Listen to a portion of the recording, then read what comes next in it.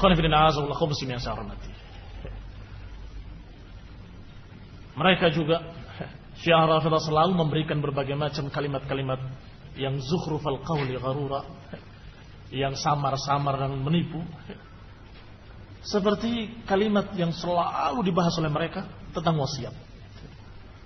Bahwasanya Rasulullah SAW sudah memberikan wasiat, tetapi kalian menentang wasiat Rasulullah SAW. Rasulullah SAW sudah memberikan wasiat.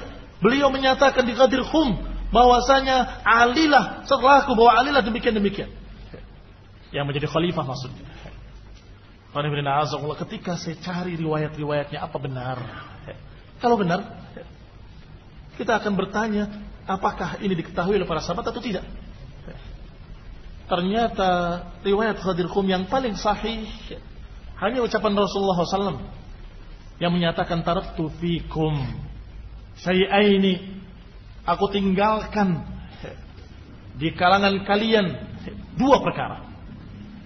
Lan tadillu ba'dahuma, kalian enggak akan tersesat setelah keduanya. Yang pertama kitabullah, fihi huda wa nur, di dalamnya ada petunjuk dan ada cahaya. Diterangkan kemudian yang perincian tentang Al-Quran, bahwa setelah itu wa'itrati, dan keluargaku, kata Nabi, dan keluargaku, aku wasiatkan kepada kalian untuk menjaga keluargaku. Udzakirukumullah fi ahli baiti, udzakirukumullah fi ahli baiti, aku peringatkan kalian tentang ahli baitku, aku peringatkan kalian tentang ahli baitku. Ini hadis yang sahih yang menunjukkan bahwa kita harus menghormati dan menjaga ahlul bait, keluarga Rasulullah sallallahu alaihi wa ala alihi wasallam. Keluarga Rasulullah sallallahu adalah istri-istri Rasulullah sallallahu, dan kemudian keluarga Rasulullah sallallahu, anak-anak Rasulullah sallallahu, dan juga keluarga Ali bin Abi Thalib, keluarga Aqil, keluarga Abbas, dan keluarga Ja'far radhiyallahu ta'ala anhum yang beriman. Ingat catatan, yang beriman. Walaupun paman dari paman Rasulullah, kalau kafir maka dia bukan ahlul bait. Bahkan kalaupun anak, alhamdulillah tidak terjadi apa yang terjadi pada Nabi Nuh alaihi salam. Nabi Nuh anaknya kafir. Apakah dia keluarga Nuh? Silahkan baca ayat Allah Subhanahu wa taala yang mengisahkan tentang kisah Nuh alaihi salam. Ketika Nabi Nuh melihat anaknya, kau menyatakan, naiklah wahai anakku. Tidak, kata anaknya, sa'awi ilal jabal ya'simuni minal ma, aku akan naik ke gunung itu yang akan menyelamatkan aku dari air itu. Kata Nabi Nuh pada anaknya, wahai anakku, enggak ada la'asibal yaum, enggak ada perlindungan hari ini kecuali dengan Allah, dengan kekuasaan Allah Subhanahu wa taala. Fahala bainahumal mauju, maka terhalanglah antara bapa dengan anaknya ini oleh gelombang dan hilanglah anaknya. Maka Nabi Nuh sedih dan berkata, wahai Rabbku, inna bni min ahli wa inna wa'dakal haq. Ya Allah, sesungguhnya anakku adalah keluargaku dan engkau berjanji dan janjimu adalah hak. Janji Allah untuk menyelamatkan keluarganya. Inna wa'dakal haq, janjimu adalah hak. Apa jawaban Allah Subhanahu wa taala? Dikatakan innahu laisa min ahlik, innahu amalun ghairu salih. Wahai Nuh, dia bukan keluargamu karena dia beramal dengan tidak saleh, ini kafir. Maka dia bukan keluargamu, dan jangan meminta, jangan berdoa sesuatu yang kau tidak memiliki ilmu padanya. Rasulullah alaihi salatu wassalam, Nabi Nuh rasul, diberi oleh Allah Subhanahu wa taala salam. Tetapi kalau anaknya kafir tidak bisa diselamatkan. Maka Rasulullah pun menyatakan dengan kalimatnya kepada keluarganya, wahai Fatimah, selamatkan dirimu, la ughni anki syai' minallahi syai'a. Wahai bibi Rasulullah, selamatkan dirimu, la ughni anka minallahi syai'a. Disebutkan keluarganya satu persatu dan menyatakan, selamatkan diri kalian sendiri, aku enggak akan bisa menyelamatkan engkau di sisi Allah Subhanahu wa taala. Yani kalau kafir aku enggak bisa. Kalau mengucapkan la ilaha illallah baru bisa diselamatkan.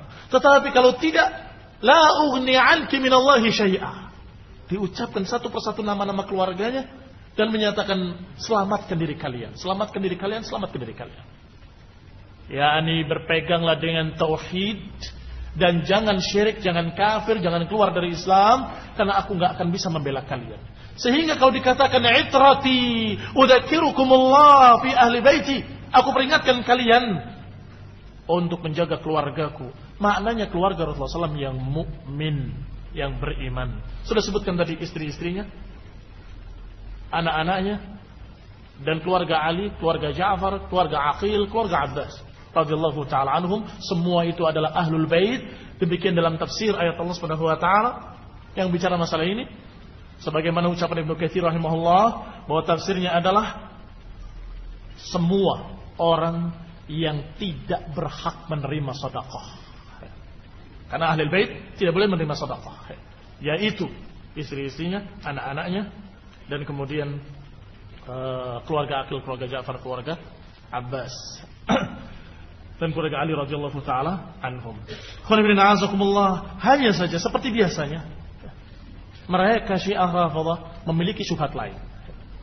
Kata mereka, yang namanya Ahlul Bait hanya keluarga Ali saja, istri-istrinya nggak masuk, yang lain selain Ali nggak masuk, kata mereka.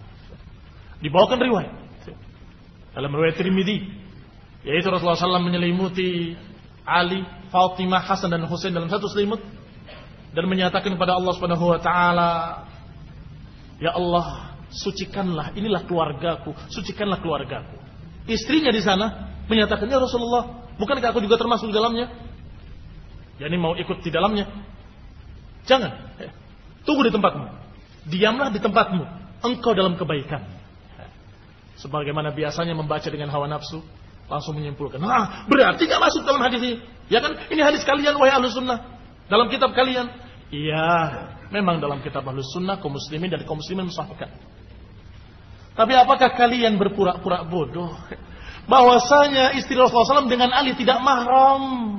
Enggak mungkin akan satu selimut di dalamnya. Itu ikhtilaf, barakallahu fikum, Allah yahdikum. Enggak mungkin bercampur seorang yang bukan mahramnya dalam satu selimut. Maka menyatakan tetaplah di tempatmu. Engkau ala khair, engkau dalam kebaikan. Kenapa dikatakan dalam kebaikan? Kata para ulama seperti Al-Mubarakfuri dalam syarah Tirmidzi, yaitu Tuhfatul Ahwadi.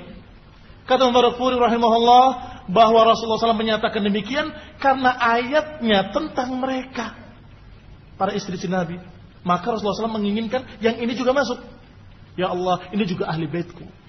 Ya, ini ayat Allah Subhanahu wa taala ketika Allah Subhanahu wa taala menyatakan kepada istri Nabi, "Ya nisa'an nabi, lastunna ka ahadin minan nisa." Wahai istri-istri Nabi, kalian tidak sama dengan wanita-wanita lain.